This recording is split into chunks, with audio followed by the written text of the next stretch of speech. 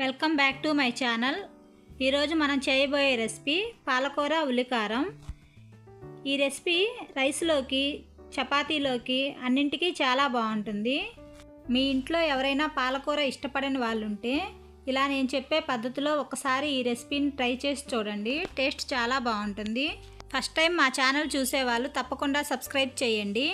ఈ పాలకూర ఉల్లికారం తయారు చేసుకోవడానికి ముందుగా ఒక 5 కట్టలు పాలకూరను తీసుకున్నాను. పాలకూరను శుభ్రంగా కడిగి వేస్ట్ అంతా తీసేసి ఫ్రెష్గా ఉన్న పాలకూరని ఇలా మనం సన్న ముక్కలుగా కట్ చేసుకోవాలి. ఇలా నేను చూపించే విధంగా సన్నగా వీటిని కట్ చేసుకోవాలి. కాడలతో సహా సన్న ముక్కలుగా కట్ చేసుకోండి.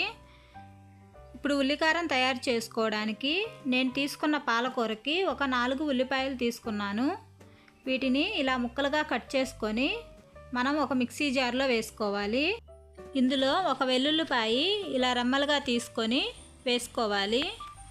ఇదే మిక్సీ జార్లో టేస్ట్కి సరిపడా 1 టేబుల్ స్పూన్ కారం వేసుకోవాలి.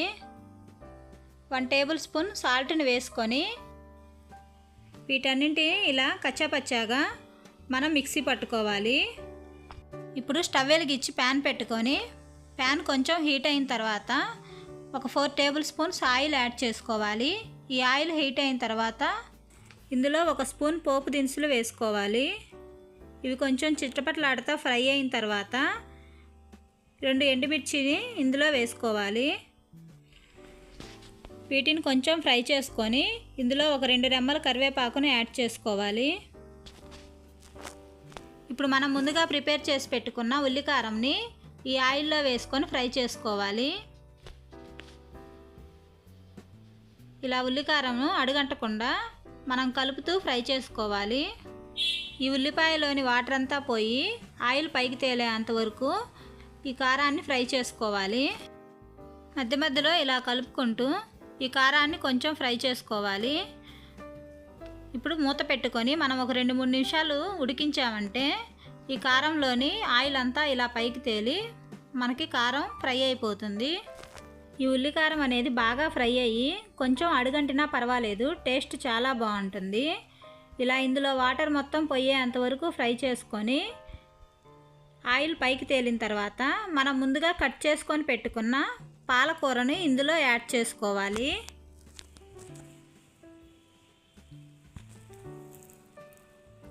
ఈ పాలకూర వేసుకున్న తర్వాత ఒకసారి బాగా కలుపుకొని పాలకూరలో ఉన్న వాటర్ మొత్తం పోయేంత వరకు ఫ్రై చేసుకోవాలి. పాలకూరలో ఉప్పు ఉంటుంది కాబట్టి ఒకసారి సాల్ట్ సరిపోయిందో లేదో చెక్ చేసుకొని వేసుకోండి. మనం ఈ కర్రీని మూత పెట్టుకొని ఒక 4-5 నిమిషాల పాటు మంటను మీడియం ఫ్లేమ్లో ఉంచుకొని ఇలా మగ్గనివ్వాలి. ఇప్పుడు పాలకూర అంతా ఉడికిపోయి ఆయిల్ పైకి తేలింది. ఒకసారి మూత తీసిన తర్వాత ఇలా బాగా కలుపుకోవాలి.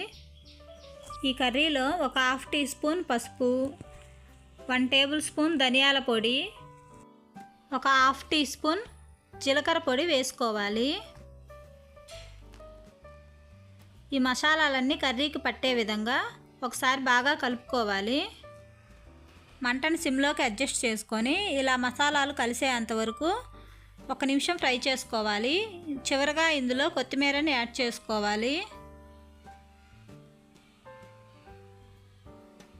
కొత్తిమీర వేసుకొని ఒకసారి కలుపుకున్నామంటే మనకి ఎంతో టేస్టీగా ఉండే పాలకూర ఉల్లికారం రెడీ అయిపోయింది. ఇంటికి ఎవరన్నా గెస్ట్లు వచ్చినప్పుడు ఒకసారి ఇలా పాలకూర ఉల్లికారం చేసి పెట్టండి. టేస్ట్ చాలా బాగుంటుంది. ఈ వీడియో మీకు నచ్చినట్లయితే లైక్ చేయండి, మీ ఫ్రెండ్స్కి షేర్ చేయండి, కామెంట్ చేయండి. Thank you for watching.